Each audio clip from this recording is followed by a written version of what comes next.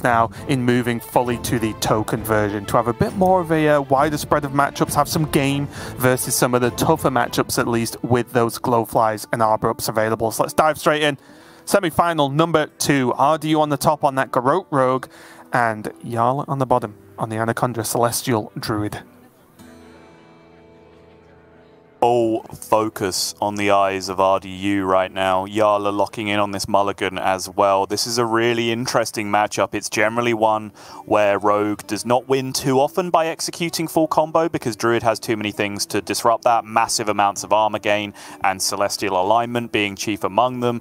Also the fact that probably by the time Rogue can put together a full combo opportunity, Druid on average has hit their Anaconda and a bunch of cards and are just able to make a ridiculous board state that would kill the Rogue anyway. So generally what the Rogue does instead is just fight aggressively for tempo in the early game, just playing out minions and cult neophytes, playing out field contact for 1 or 2 draws and just hoping that they stick, which they very often do against Druid, and just hoping that all of that damage in the early game can represent enough to get themselves over the line.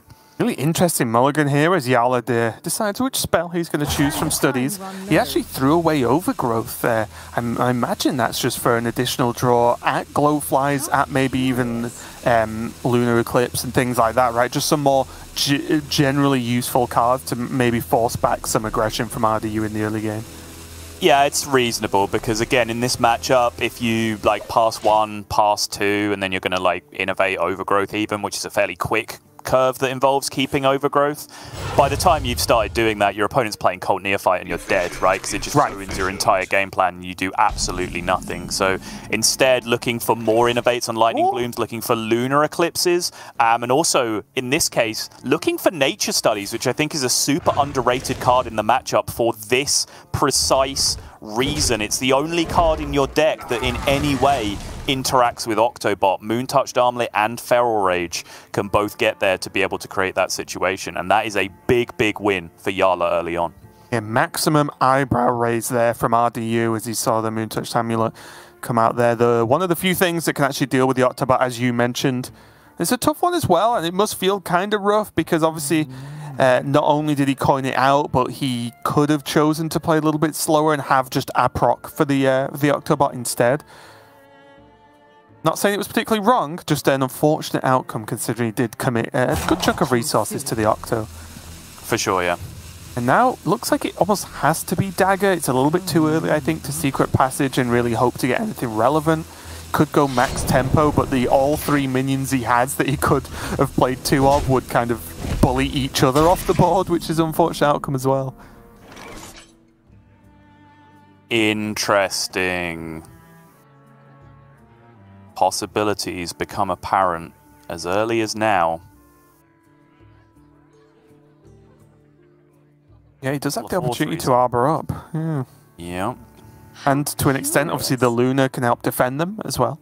Exactly, yeah. It's a good, decent chance, I would say, that you're getting 8 to 12 damage out of those minions with the fact that only really Brain Freeze would answer them this early on.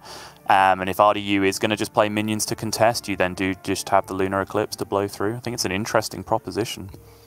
Is it maximum value, though? Because that's what, that's what Jarla probably has as his #1 question. Okay. Fine. Put this Arbor up 2 more. Oh, Prep Passage is now interesting because that allows you to hit Swindle and Shroud with the 3 mana that you have remaining, which I think is a pretty big deal. Also allows you to just play a field contact and take that risk if you draw one, which I think is, again, another reasonable prospect. Something we haven't mentioned, of course, the Talented Arcanist version of the deck that RDU is playing. That is a big deal. Changes a few little break points.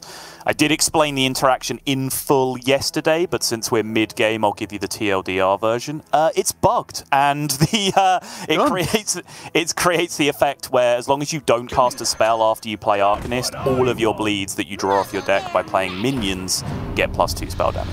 Yep. I do like this choice from RDU, though. Just get some pressure down. The Neophyte makes Jarla's turns at least a little bit trickier as far as RDU knows. It's a pretty much guarantee on that point. But a good amount of power on the board. But honestly, RDU's just waiting for something to get going, whether it is, as you mentioned, a swindle, a shroud that he could have got from the secret passage, whether it's a field contact that he can maybe even just step after playing a card next turn to keep going with. Just anything to really progress some card draw here, but he's not quite getting it yet. I do wonder, and it's the kind of suggestion that's going to make me sound very stupid to the people that are just actually looking at this exact game, but whether that field contact risk was worth it. Obviously, we can see it just gets blasted by the Lunar Eclipse. But again, if your opponent has Lunar Eclipse in hand and you make this play, have you achieved anything? You're pushing no damage. They're going to just Lunar your only real relevant minion on board. And you're still just waiting to draw a field contact. Yeah, in defense, I think he dumped 2 cards out of his deck that weren't field contact or card draw instead of... I know he wouldn't be dumping the field contact because he wants it to live, but you know what I mean. He gets to like basically remove 2 cards from the deck, make it that much more likely he's going to get card draw soon, because I don't think he's in massive trouble yet. Jarla hasn't ramped. He hasn't really done anything too crazy. RDU does... Okay, that's funny. RDU does now know that he is in the Glowfly range next turn, which is definitely something that he's got to worry about. Right. So I think in that case, I want to see Shadow Step replay on the Cult Neophyte, right? And then go for the Secret Passage, looking again for Shroud, Swindle, etc. Yep, I like that. Shut down those big 5-mana options. And the big deal as well, and the benefit you have against Druid in this scenario is, even if Glowfly or Arbor isn't there, well, you still lock out most of the rest of their turn anyway, right? Because most of their cards are spells. He's just doing this to get an additional minion down? Okay. Tempo King. He's going to play the stuff instead. Alright, I'm down. Spend the 2 mana on Redagger, maximum pressure, holding the Secret Passage for the following turn.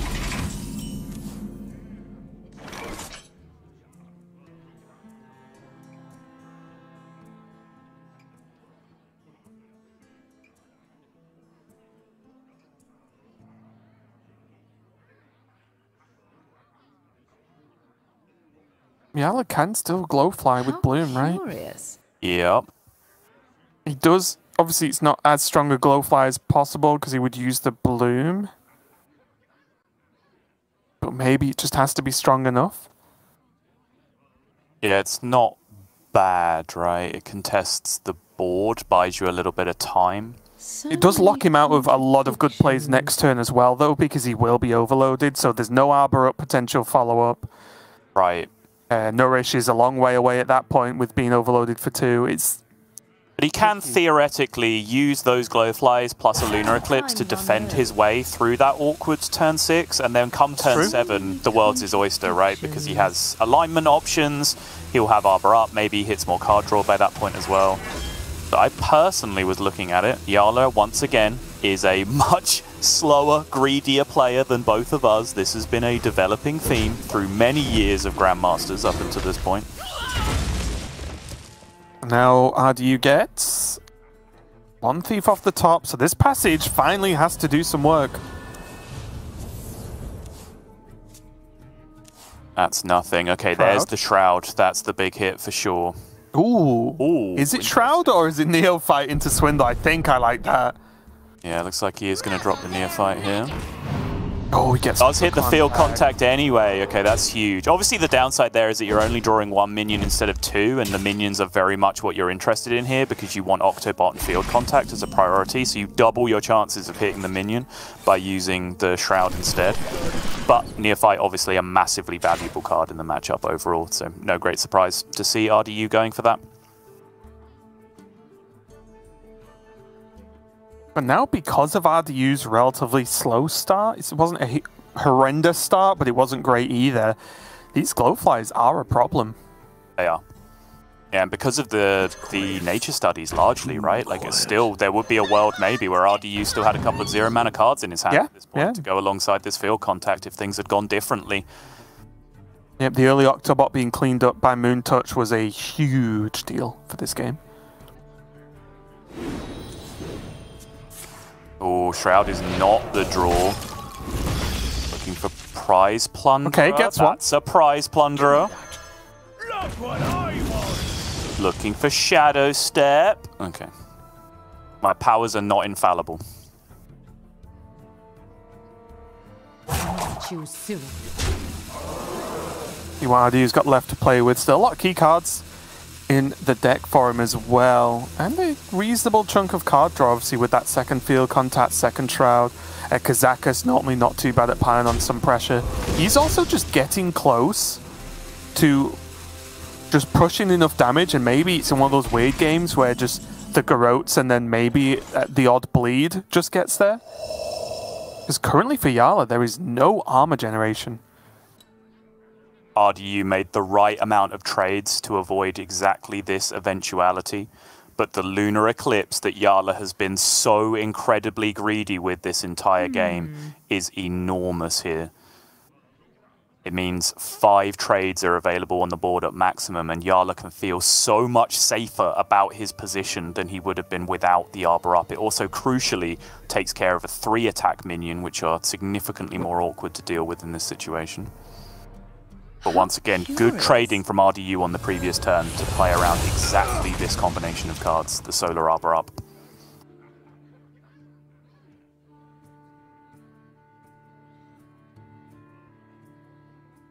Sands of time run low.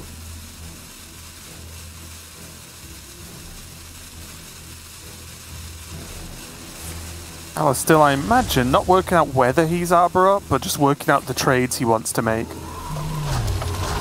Yeah, possibly also thinking about Bloom Hero Power, for example, and whether that's actually worth it in this spot to clean up one of the 1 health minions. I think he's going to let it rock, though. He does.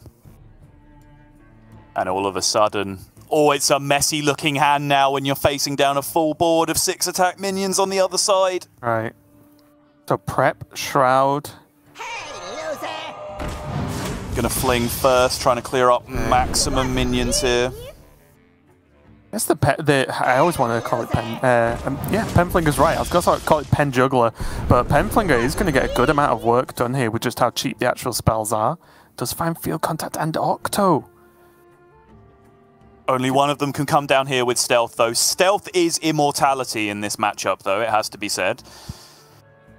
But should he just Penfling Guardian Og Merchant and then Font this turn? So many options. Well, I mean, there's 29 showing, right, on the board.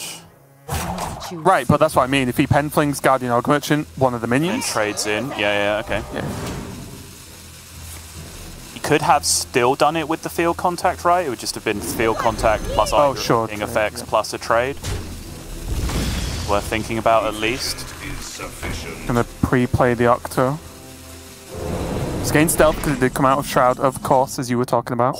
Oh, this is really smart. This is really smart. My follow-up to the field contact point would be, problem is, Jarla basically has a free turn to just play Celestial Alignment.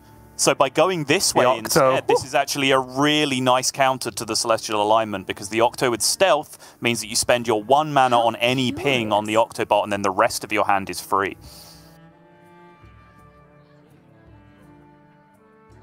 That is a very, very clever turn from RDU. The problem is, would that even be good enough anyway? I mean, you have Field Contact, Garrot, and a bunch of draws in your hand. Your opponent's at 12. It's a chance.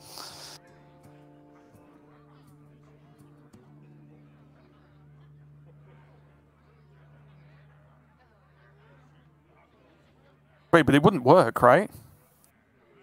Why? Because he needs to spend the mana proccing the Octo, and then the Garrote would be 1 mana, and they wouldn't have 1 mana.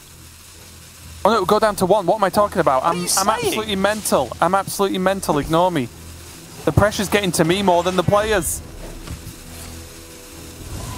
He's going to go Celestial.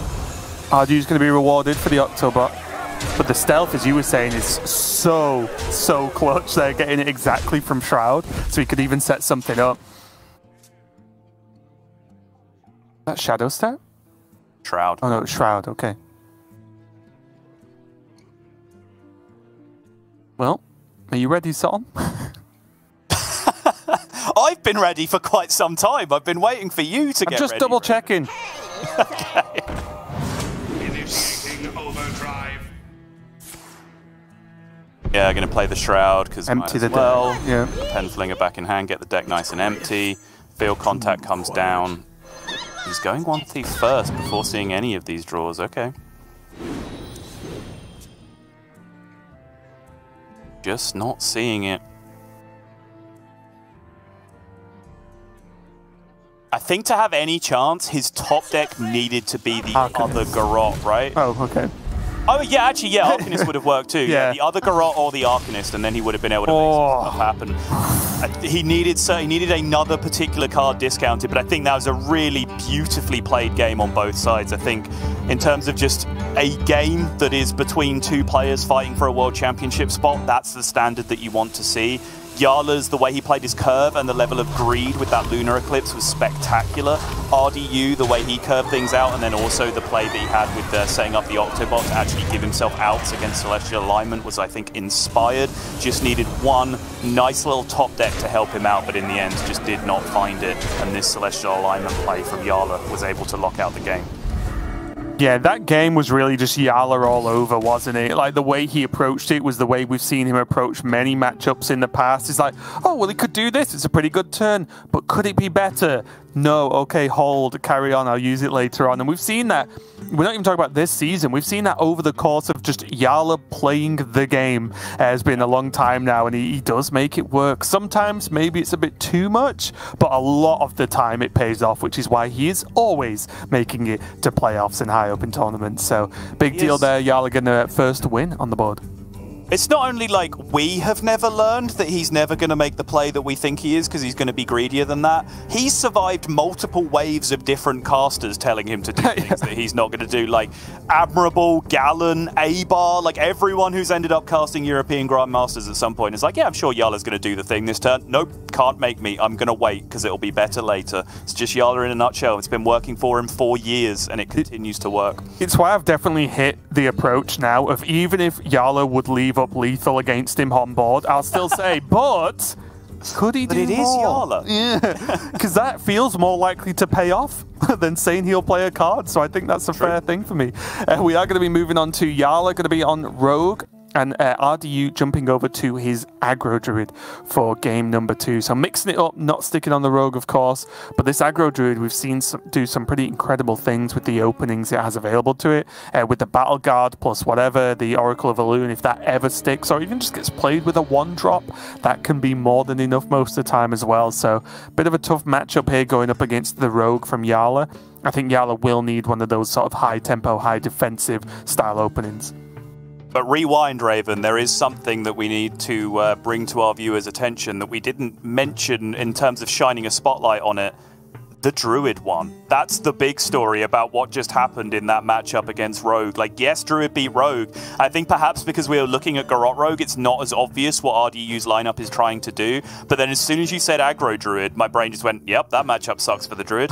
Oh, wait, the Druid's already won. Like, Jarla has achieved the #1 thing he needed to do in this series. He's still got a couple of decks that are tricky to win with. OTK, Demon Hunter, and Warlock. This is kind of the strat. It's triple soft target. That's been the various different iterations of this lineup we've seen. They've all had this same basic strategy in mind, going from various levels, from RDU, who I think has the softest of soft targets, all the way up to like Language Hacker, who had the hardest of soft targets with the versions of the decks that he had. But they're all roughly trying to do the same thing.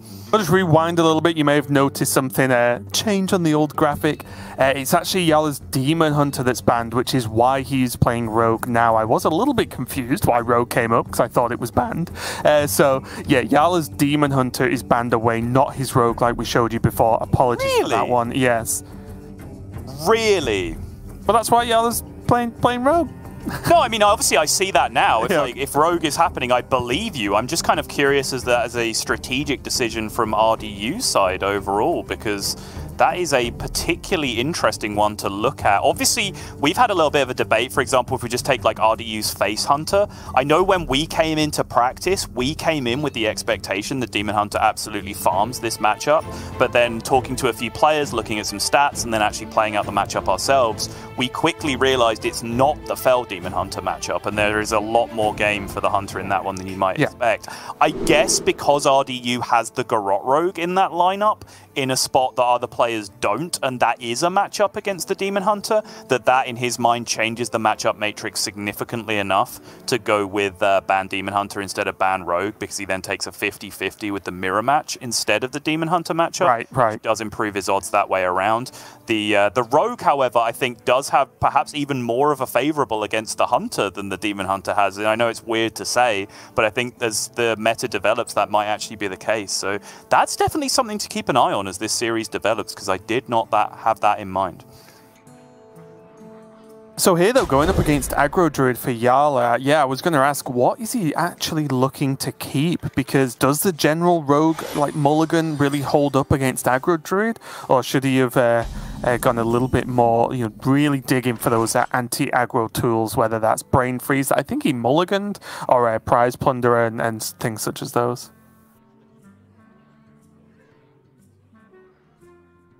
Just really wants that Octobot and finds it with the final draw off the top. So many to choose soon. This is a matchup that we have tested a good amount as well. I believe it was the week where Weta came as our guest caster, and I tortured him for quite some time by just drawing Octobot over and over again playing this matchup. But it did seem to be a fairly solid one for the Rogue overall. The Druid did seem to need a fairly disgusting start. And also, to make things happen. RDU has drawn probably the most or least offensive opening he could possibly draw here. Two Watch Posts, Greybow, and Teacher's Pet. Does have a Squirrel now, but not going to quite line up too well.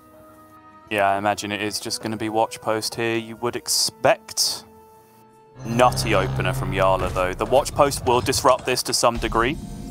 I mean, arguably a nutty opener from RDU.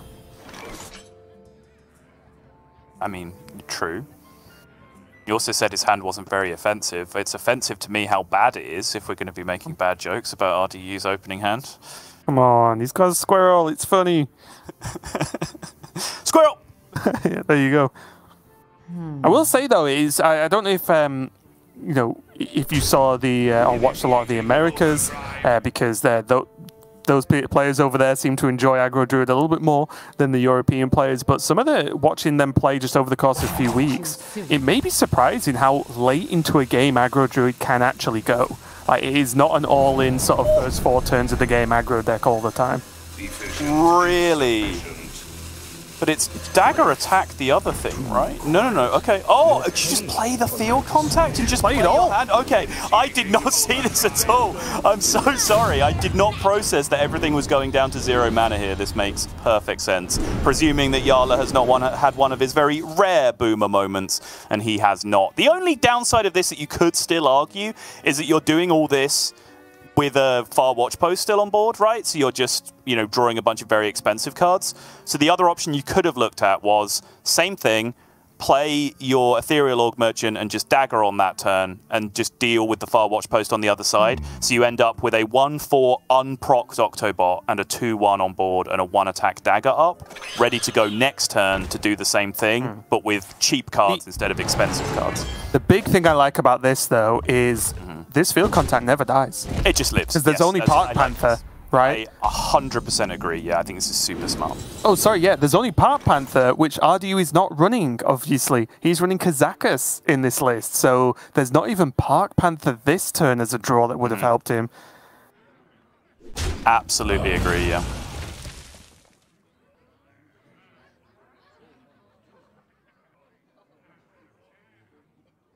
A little bit tricky here because he could just snipe this with the Og Merchant, but then that's off mana and you really don't want to be playing off curve when you have more expensive cards in general in your hand anyway. I do wonder if it's just another Octobot coming down here from Jarla.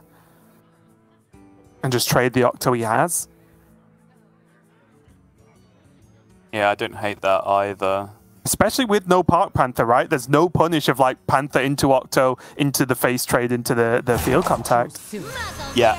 Again, by the way, I know RDU's absolutely on the struggle bus this game, and it's very unlikely that anything he does actually matters with how far behind he is, but I do think what he's doing is correct, which previous turn he hero powered the field contact, which A, not only gives him the opportunity to field 2 hero power at this turn, but it also shuts down the opportunity for Jarla to give it Divine Shield on the next turn, which would have been absolutely disgusting if it did happen. So smart decisions yet again from RDU. I think he's playing very, very well. I just think he's in a no-win kind of situation here with how powerful the opening hand was from Jarla. There is now another watch post, which is going to be very annoying with the double 4-mana Shroud that Jarla's already got in hand. Everything is getting a little bit slower now. It is, but unless RDU is actually going to stick a board and then draw composting, like, how is he actually going to get resources this game? Because, sure, 5 into 5 looks great here. Is it going to be good enough? No. Look at this insane board state that's coming down from Jarla yet again. It's just not going to compete with this. I know I mentioned as one of the different cards that RD is playing in Druid, but I think this might be the one that might dig him out, which is, I think he needs a Kazakus. True. Yeah, that's a good point. But there's different outcomes of Kazakus that could actually help him. And if he can manage to get to a 10 drop, I mean, that just wins the game. So many options. Raven, I think there's more chance of Gia correctly predicting a weekly champion than there is of that actually happening. Don't believe it. Okay. I'd stand firm on that. More chance of a 10-drop Kazakus Golem in this game of Hearthstone than any correct predictions.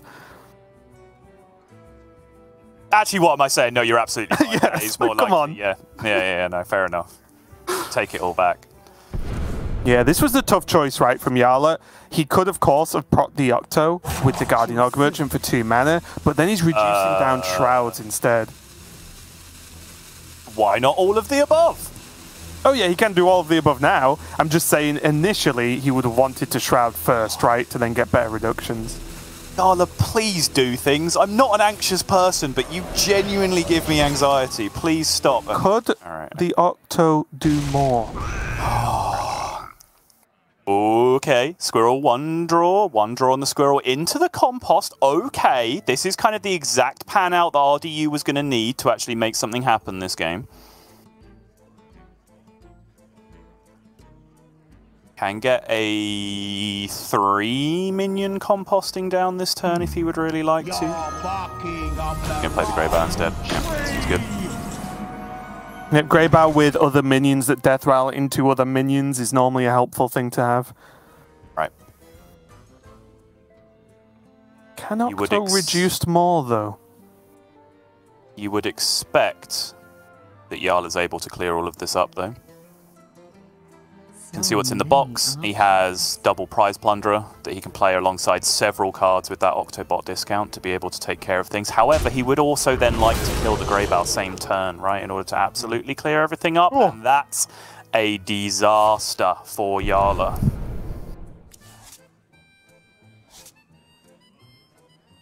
Got a shot at devolving. Suddenly, RDU sat up. Suddenly, this game which looked dead and buried, there is a chance in, because that Grey Bow is going to get a chance to stick and replicate. Another shot at devolving. Oh, he gets it! Oh, okay, that's a big deal. Obviously not playable this turn, but it does mean that long term, the Grey Bow cannot be an enormous problem. Give me that. Not what I want. Give me that. That's 4. That's 5. He then trades through, gets the Neophyte to go face. Yeah, that looks good to me.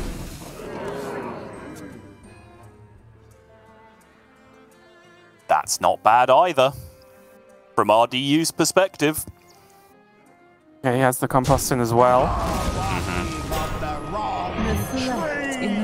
4-minion board with the compost. It's also 4 minions in play to protect from the devolving missiles on the Grey Bow. Obviously, all 4 of these minions getting devolved, or any one of these minions getting devolved, kind of sucks for RDU. The Grey Bow's the big deal for sure, though.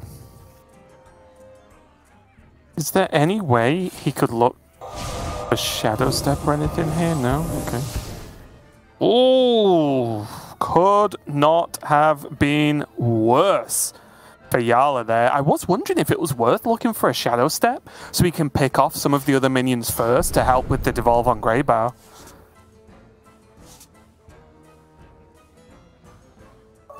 I'm just not sure if he needed to start Devolve there.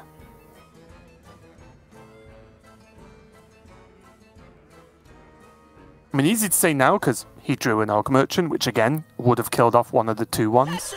Yeah. I just don't know if he had to start with that. He always had the mana. Right. Secret Passage here in the end. Again, probably looking for Shadow Step, Brain Freeze kind of stuff. Penfling is not bad. He can create some space for it, clearing up a good amount of his board. Can even prep the Brain Freeze, get it out here, get the field contact in on board. Sorry, not in hand. Might just be prioritizing step damage here. Shadow Step is a very big deal. Steps the Octobot, leaves it in hand. He has double Garrote and Guild Trader back in his original hand, so he's very much valuing this Octobot. He also has a Cram Session back there as well, and crucially, he smashed his opponent down to just 11 health this game, right? So he is in pretty good shape. Yeah, even at this point now, for RDU, I think he's just too low looking at this hand from Jarla, right?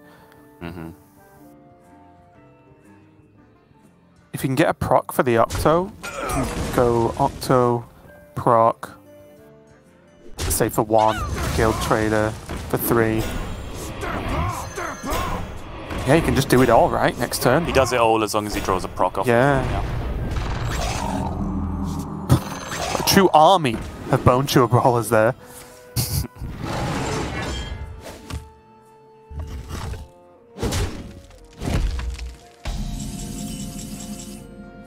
And that's a proc. Looks like lethal to me, Sol.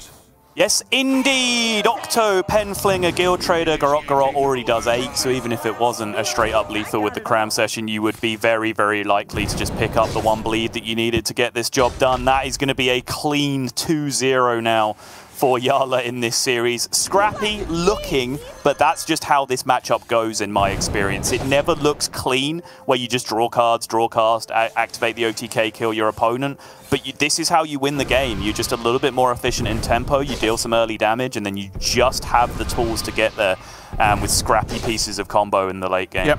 Very nicely executed from Jarla. He's going to go up to a 2-0 lead while he watches these bleeds resolve. And now, again, in an unfavored series, Jarla is in a position where he is looking very good indeed to be going through to that finals, because with a 2-0 lead, even if he had 3 30% matchups, he'd be favored to get there from there, and I think he has significantly better than that in his pocket with just the Warlock remaining.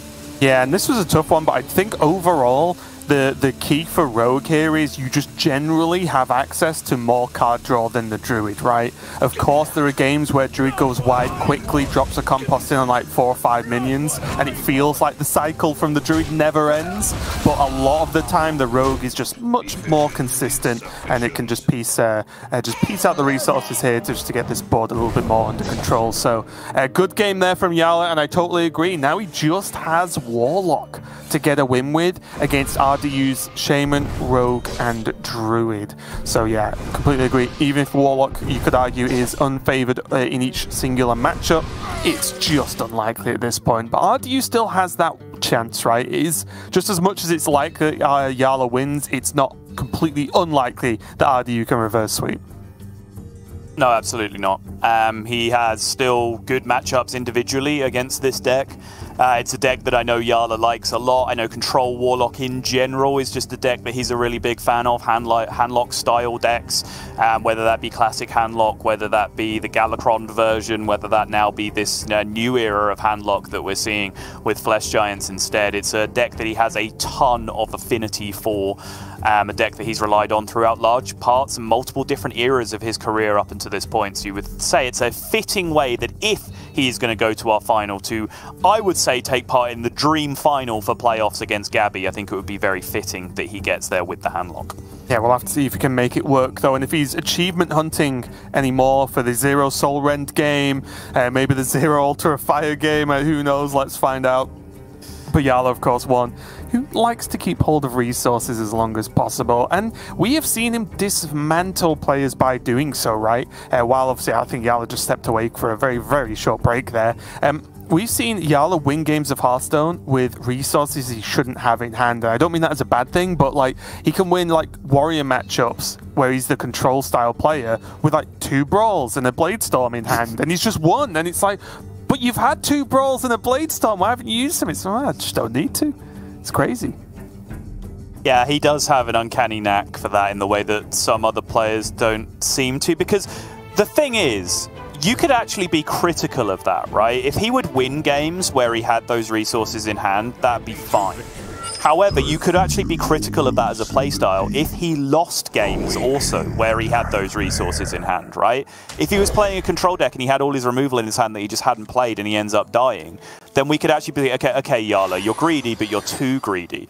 He's just the Goldilocks amount of greedy. Like, he just knows exactly the right time in all cases as to whether or not he has to use any given resource. It's just insane to watch.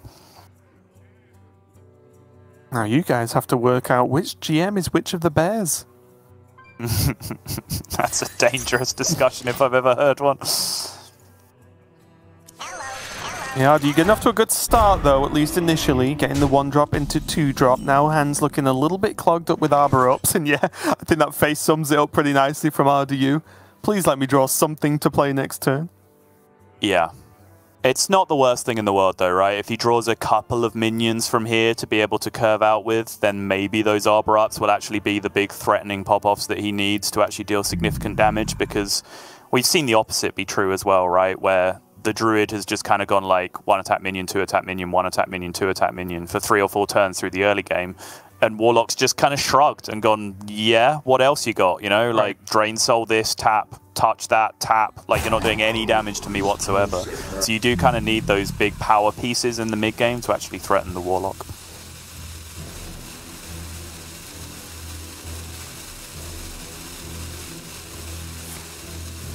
Oh, gonna go Backfire coin, into backfire. Looks like it is going to be the line, yeah. Yeah, so Jarla really wants, the most resources available in hand, wants to have access to that removal, potentially that Soul Rend, but also this just accelerates card draw so that he can actually get to that 10 or less to put up the wall of scavengers as well. Yes, indeed. Turn 3 is generally a little bit awkward this way. You generally don't go coin backfire into backfire. You'll go coin backfire into tap plus 1-drop.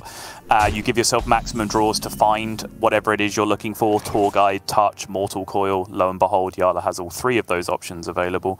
And then you can potentially look at a Netheron, Soul Rend, whatever it is, going into that turn 4, having given yourself maximum draws to get there. But does he have to use Tour Guide, Mortal Coil, Drain Soul? Yes, because he'll have 1 mana remaining after tapping. Therefore, he must. What if he just backfires again and just says, I'm going to get to 10 cards? I would be surprised. Not stunned, not alarmed. Not shocked. I would be surprised. Mild question mark face.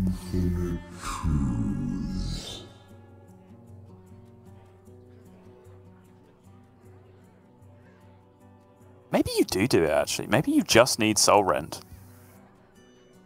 Like 3 cards for Soul Rend plus 1 card burning is better than 2 cards for Soul Rend. It's not that much better though, is it, right? Once you factor in that this way, you're drawing 1 card, but then you're also seeing the next card off the top next turn. Like, backfiring only actually gets you access to 1 more card. Sure. That way.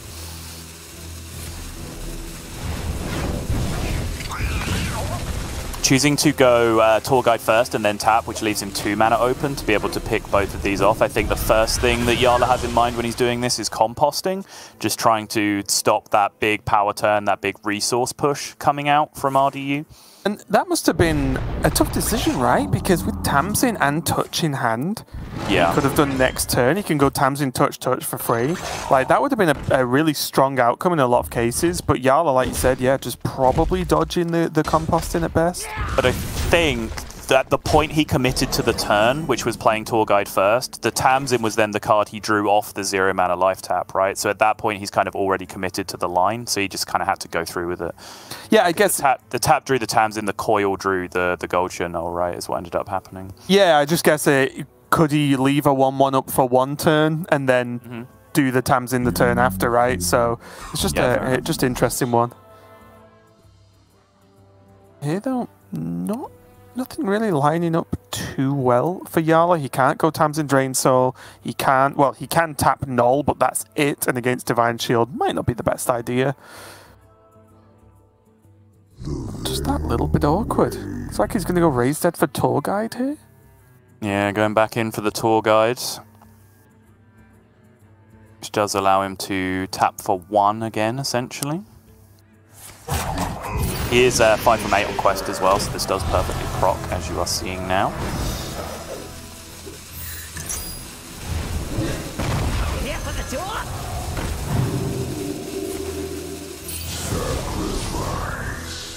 Just going to use the Neophyte to defend for a turn. Yeah, I like this. Getting himself a couple of minions on board, so this blocks Arbor up, and it means that RDU is either going to have to trade multiple minions or trade the Divine Shield. If not, then Jarla just has these minions in play to interact with any Divine Shields that RDU might have set up potential Soul Rends on the following turn.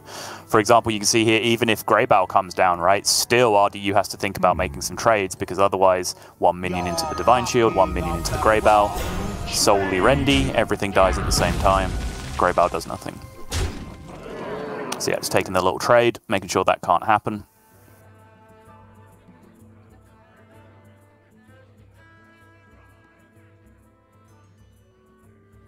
Even now, if this 3-2 doesn't get traded into, you're still looking at like trade into the Divine Shield, Soul Rend, and then Coil or Touch into the Greybow to be able to finish that off. Right. Killing it last. Time waits for no one. Scary turn from RDU's perspective, and honestly, I think he's got most of these micro decisions right so far. His tiny decision making in these clutch moments has been super on point so far this series, which I think does make it a little bit unfair that he's currently 0-2 down, because I think he is playing very well. Yeah, just tough decision after tough decision, isn't it? Yep. I see now, though, Jarla, of course, does not have Soul Rend yet, so that's going to be a little bit of a problem. Tamsin is available, like Tamsin double Soul Rend on the Greybow, Tamsin double Soul Rend on the 1-1s. Tamsin double Soul Rend a 1-1 and then trade with the Neophyte into the Greybow with the other Drain Soul. Like, these are all options. There was a Flesh Giant in hand that could actually get like turboed out alongside that. That might be a little bit more appealing. Yeah. As it stands right now, it's just still a little bit awkward. Does anything make sense with Null Drain Soul? Just leave a 1-1 and the 4-6 on board. Does that ever really accomplish anything? Yeah, allowing you to VT over the Annoyatron instead, right? Slightly better trade that way. Haven't heard of me. Guess the benefit of Tamsin is if RDU doesn't just lethal Jarla in response, it's a kind of a must-kill minion, right? From RDU's side.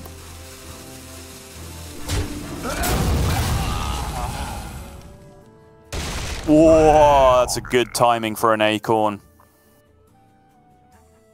Of course, we still, even though we've been talking about it all series, did not consider the Jarla play, which was even less than any of those plays, because he's still not dead to Arbor up this way. Yeah, I feel like I need to just start saying, what if he just does nothing? Yeah. Because that's probably going to be closer. What to do? Currently 5+6 showing from the Arbor up. So the Drain Soul, even though he was without the Drain Soul, as long as he killed the Greybow, he was 1 over anyway, but the Drain Soul's pulled him nicely out of range. Defends him very nicely this turn. And I do imagine this trade will happen to Tamsin, right? Yeah. It has to. It'll happen. RDU's making us wait, but it'll happen. Tap still available, 14 cards remaining. Tap into Soul Rend could be potentially game-winning here. We already saw it once from Frenetic.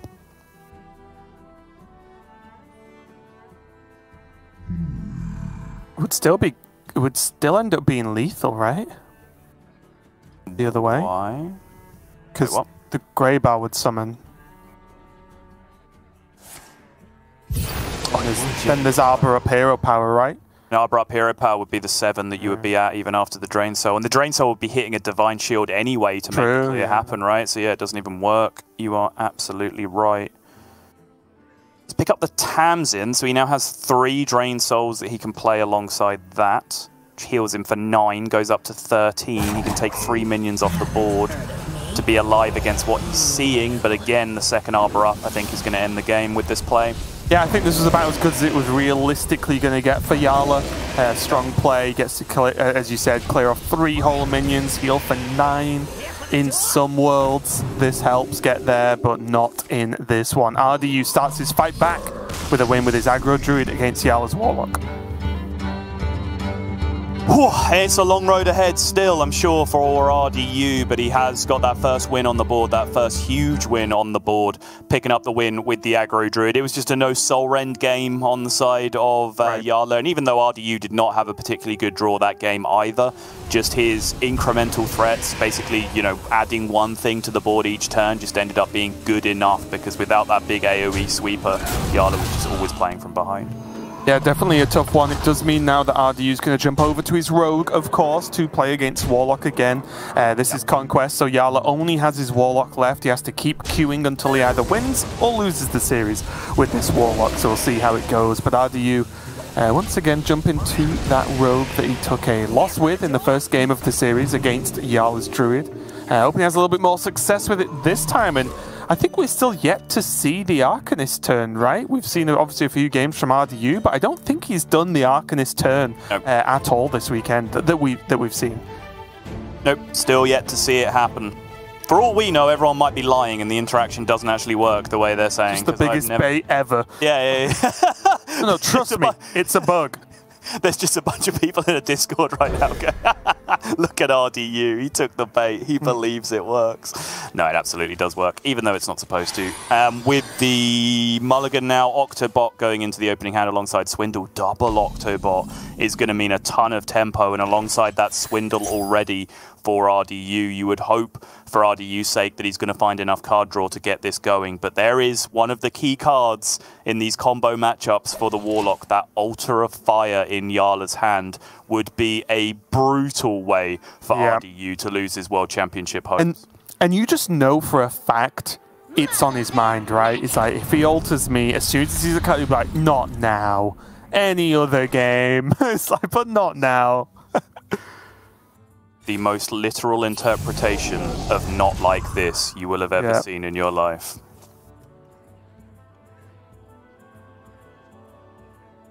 Okay. Neophyte into Neophyte, not a bad follow-up. Gives RDU a little bit more time to maybe set up this, Octobot Swindle, for example, if he wants to trust that it will live, or just something Swindle for next turn. Right.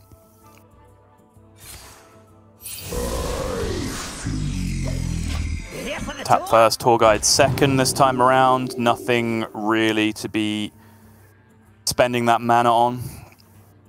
So just carrying over the 0 mana tap into the next turn. But yeah, this is one of the many benefits that Rogue does have available in this matchup, is that they just have this early pressure advantage as well. Ooh. Little pieces of chip damage here and there before they're even focusing on the combo. But now field contact found for RDU. At this point, do you think it's actually worth stepping the Neophyte this turn to activate the Swindle? Or is there potential in playing the contact, stepping the contact, and then having it next turn to go field contact Swindle? Or this? RDU had a few choices there. Did, yeah, and I think this step Neophyte option was an option on the last 2 turns as well. We just didn't really have time to talk about it, right? Instead, I think because he drew the other Neophyte, he chose to go with that instead. There are extremely limited options that can deal with an Octobot on board in this situation. Null would be able to do it, of course, is the big one in this situation, because the hand size is definitely large enough to make that happen. But RDU taking the risk. Second time in the series he's done it with the Tempo Octobot. First time he got punished by the Feral Rage on the other side, or the Moon Touched Amulet, sorry, on the other side.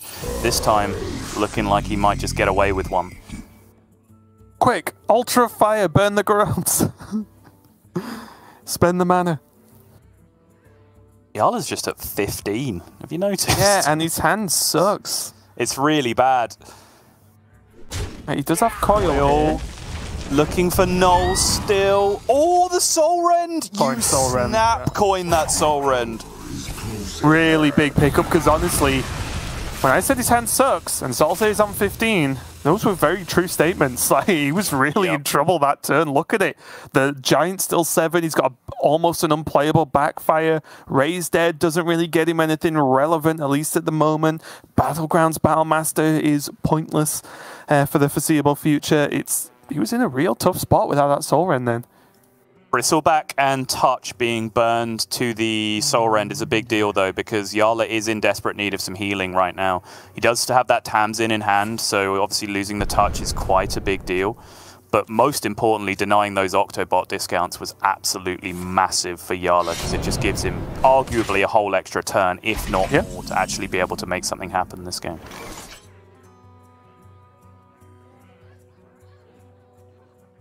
So 9 cards in Jarla's cards, 80, and twice as many, Raven. 18 cards left in RDU's deck, which are about to get burned by some Altars of Fire, it looks like. And there are still 2 Garots in that deck. But could Altar of Fire do more next turn, Sot? I'm going to ask the question. Don't start. Mathematically negligible. I will leave it at that. So does that mean there's no point doing it this turn if it doesn't make a difference? On prep, one Swindle. That's a second Bristleback gone. That's a Shroud gone on the other side. Okay. It's not bad, right? So functionally, what you do with Altar against a combo deck that's trying to get to the end of their deck is you draw them 3 cards, and you're trying to disrupt them more than that card draw actually works. Like, he burned drawing 4 cards with those 3 cards, right? So he did technically slow RDU down a tiny bit, even though mana would have needed to be spent on those cards, so it's not quite as simple as it sounds. Initiating overdrive. Too quiet. Okay, well, RDU's just doing the thing. Yep. At least with the first field contact here. Does have plenty of resources still, prep. Does have Shadow Step as well to go again. He could prep and replay the Penflinger if he really wanted to. And then still carry on with his turn, but looks like he's going to go for that Octo. Bear in mind the first one did get dealt with, so this is the only one he has left. Sufficient is sufficient. Give me that. Not what I want. For a second there, I thought it was 5. Got to be one of the most common mistakes in general Hearthstone play, that is just not counting Plunderers. Hey, loser! Initiating overdrive. There's a Garrote in hand. That's one less card that can be a victim of the second Altar of Fire.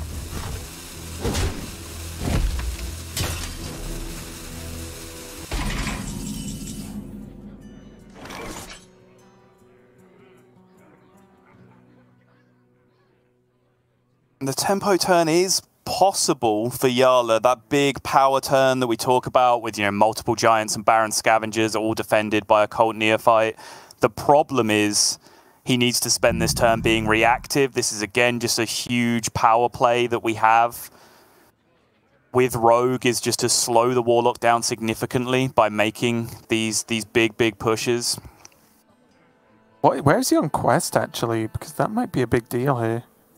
He is 0 from 8 on part 2. Okay. Definitely tricky, especially because the Soul Rend as well just pushes, I think, Jarla over the edge of just not having the resources to win the game. Yeah. Very close. He does have double Raise Dead in hand, though, so maybe that's a factor too. You get accustomed to this. He's just dead. He just can't freaking kill the field contact right now. Like, what is he even supposed to do? Yeah. Best he's got. Put up the wall. Play some threats. Hope it works. Muzzle their magic. Literally just leaving a field contact in play. Soul Rend was the only removal card he had access to in his entire hand. Just no way to interact with this whatsoever. Also, painful that he couldn't deal one more, change his health one more time, right? Because he had to pay mana for that Giant, which meant he couldn't play the Baron Scavenger. That's right, yeah.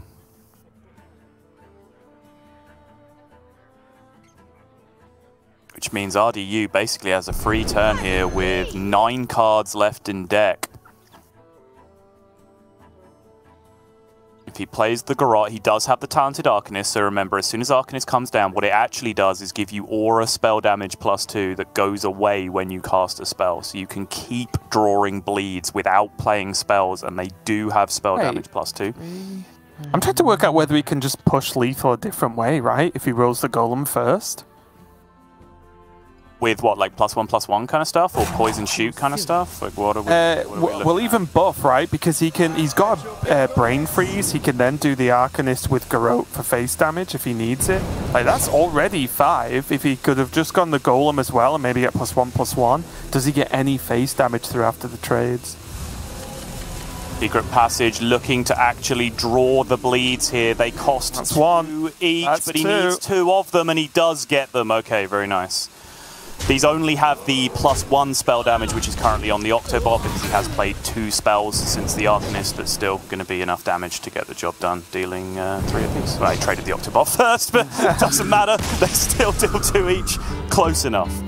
Now it's going to be game number 4 going to RDU. I said, although it was unlikely, it's definitely not impossible that he could fight back and maybe even reverse sweep the whole series. And it does mean we are going down to this final game, Sottle. And it's going to be RDU on that aggro Shaman versus the Warlock of Jarla. The Shaman, of course, being a little bit different to the one we've seen Frenetic play, much more focused on those, the weapons, the Doomhammer, of course, the Inara Stormcrash. But overall, a pretty spicy matchup for our last game of this series. So we could just quickly review what happened here. And honestly, Jarla just didn't get any hold of the board really for most of it, right? He had the good clear on the Octo with the Soul Rend, but after that, so much of his removal was either used or not available. And then most important, I think you mentioned the double Bristleback burn was a big deal. Yeah, it just left him in this position where, you know, if he was to make this desperation play, and don't get me wrong, no matter what the situation is, leaving a field contact alive and just playing 40-40 of stats in response to it and hoping that works is a desperation play. But if he could have done it with 15 health, 20 health, then we could have talked, right? Because then RDU actually has to do something a little bit special in terms of getting the lethal through across the line. But as it stood, it was just way too easy for RDU to piece together bits and pieces, even through the neophyte in that situation, to be able to achieve lethal. It was a really unlikely out for Jarla in that spot. But again, the Soul Rend burning the Bristlebacks, the Soul Rend also burning the touch, right? Because even touch Soul Rend on that turn might have just bought Jarla enough time to find that one turn that he needed to be able to stabilize, pick up a little bit of extra health, maybe get the giant stuff down next turn. I would imagine RDU was still winning that game overall, but Jarla just did not have the pan out to make it happen. But this is it now, Raven, for all the marbles. Elemental Shaman versus Warlock. Is it going to be Jarla coming back to the potential dream final against Gabby with a chance to keep the dream of a repeat world final open against Glory? Or will RDU, at the 3rd time of asking, actually secure the bag at the World Championship? Or will he be becoming ever so close one more time? Going to be a big one. It's a huge hurdle for either of these players to get through at this point in the match. And then they've got to face down with Gabby. So that's going to be a tough one there, regardless, in the finals. But, oof, not a bad opening hand here for RDU in any way, shape, or form. He can just go 2-2-3-4 with ease. I think if you're offered that opening, you take it. Normally, you look at Coin Forgeborn as well, but not with this opening hand, not without a 1-drop.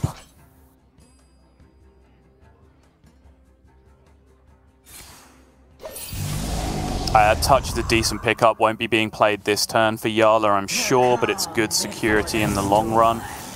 Having mentioned earlier, you know, alright, that's the worst card in the game.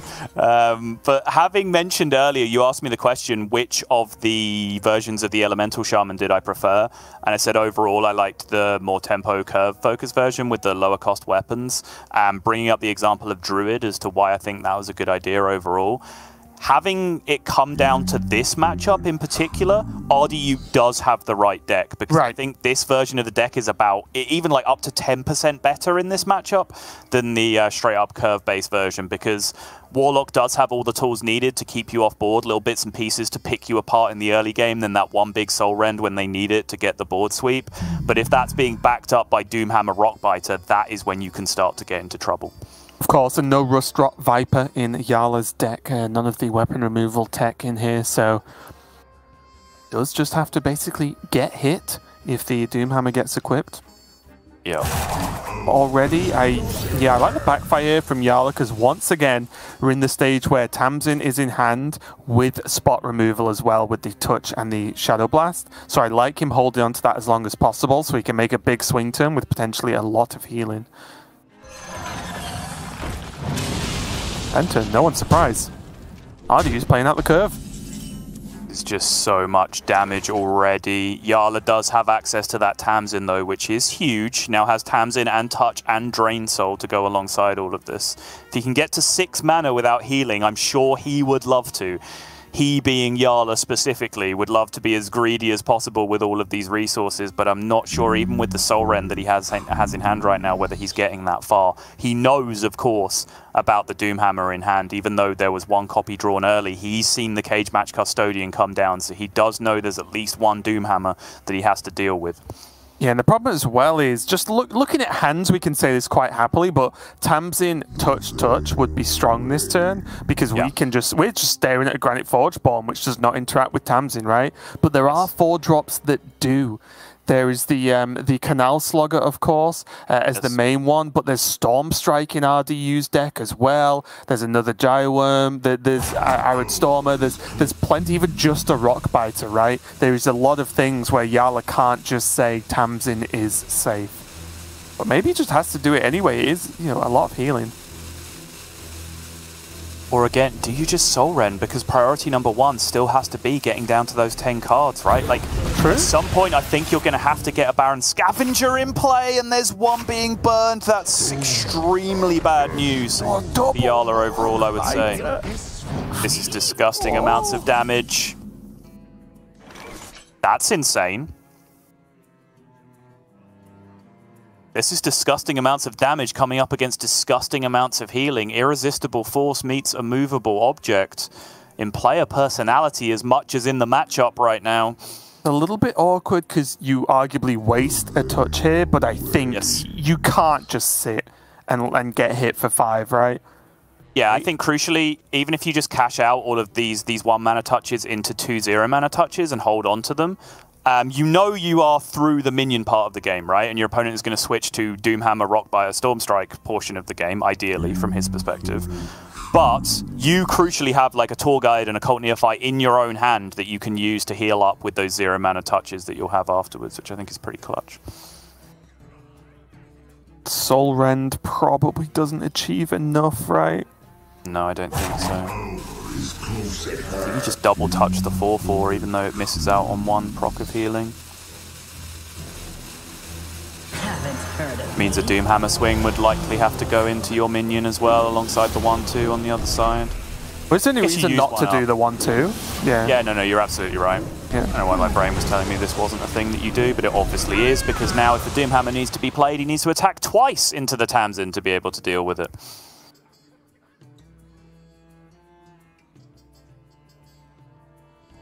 And all of a sudden, he's back at 24. You thinking about going Rockbiter into Canal Slugger? Sure. No, that doesn't make any sense. Surely it's just Doomhammer. Okay, well, big victory there for Jarla, honestly. Like, pulling RDU off a Doomhammer is huge. Oh, the healing totem is so gross, though. I mean, it's not that bad, I suppose. But any other totem, you would have been able to like Drain Soul the Canal Slugger and touch the totem for a clear board and still get Flesh Giant down. You can still do it by shooting both spells at the Canal Slugger, but there is a minor difference this way.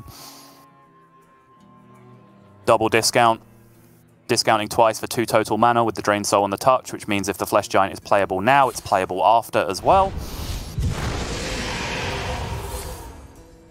Oh, he's going to coil. No giant. He does have the scavenger in hand. He does. Gets him just that 12 little cards bit closer remaining. for next turn. Yeah, that's fair. Muzzle their And just this fits Neophyte in as well. Not that I think Neophyte's generally blocking big things here. I mean, that's like a full OTK style coming up soon. If only he'd equipped the Doomhammer beforehand. I mean, also, was this the right turn for the Neophyte? Because you know your opponent's just playing the Doomhammer this turn, right? Like, don't you want the Neophyte the turn after so you can actually block potentially some of the big spells that are coming down? Could have just preloaded the second Tour Guide instead, I guess, as a secondary option. Yeah, a little bit mana inefficient, of course, but, you know, is the upside of having the Neophyte on perhaps a more beneficial turn worth it for you there? Tough to say. Alright, deal 3, heal 3. Gets a taunt. And play a giant. This is the push turn. This is the push turn, absolutely. And I guess the benefit for Jarla in this exact scenario is Storm Strike doesn't really do much for RDU, right? Because, well, I guess it'll kill an additional minion, but like the swings don't, it's not like you can kill the taunt with the Storm Strike and then swing face, right? Right. It's so close. It is so close. So close, because I think, Raven, well, Jarla we've has... talked a lot. Yes, exactly, perfect. We've talked a lot as casters about why Ultra Fire is so good and about how nutty it is. This is where it's the worst card in the freaking game, because at this point, you're just floating mana, not playing 2 cards that you've put in your deck on purpose, because not only can you not afford to burn Bristleback, you can't afford to burn Battlegrounds Battlemaster, because that's your potential lethal out on the following turn. At this point, Ultra Fire just sucks. And the way you say it when you're excited, which is fairly quick, just sounds like you're saying Ultra Fire. Ultra Fire! He can't use his Ultra Fire move. Oh, what do you even do? If you're going to Storm Strike, you do it on the Neophyte, yes, because this relieves the most pressure. You're going to be busting through the 6/6 taunt anyway. But this does mean that only 8 damage is going to get to go to face, and actually, not even that. Did that go into the giant? It did! Oh, he's just at 9! No Battleground Battlemaster lethal for you. I don't think the Tour Guides, even with Wind Fury, can get enough work done. Ray's dead, wants the taunt back, wants the giant back. Gets Tams in, next best thing. He has Drain Soul setups now to be able to heal for 1 million. Heal everything. Tamsin, drain, touch. Haven't heard of me. Still gets to play a giant. How is this so close? How did we just watch someone tank an 8/8 and argue that it's correct? Was it correct? I don't know. It was never correct, surely. Was he just dead to Battlegrounds if he didn't? He was, I think he was, yeah. Yes. Dead to And GBM. he has... The argument is to whether that's worth the risk, whether you ever win the game this way, right? There's only one way to find out. There is only one way to find out. Tune in next time. No. Tune in right freaking now, because Jarla has to make this decision about if and when to heal this turn. He needs to think about possible defensive options. He has to think about max damage output from his opponent. Is 20 even doable for his opponent in this position? Is there any weird, randomly generated elemental that his opponent might have that he needs the 1/1s to get through? So now he has to primal into the Canal Slugger? Oh, we didn't get Canal Slugger. He just can't kill the giant. He has to kill everything else and taunt. Get taunt totem. Oh no, he knows there's a Drained Soul. He knows there's a Drained Soul, yeah. So is that just checkmate? Oh, it's so cruel. Can't kill an 8/8. The taunt doesn't matter from the totem. I don't see a way for RDU to dig himself out here.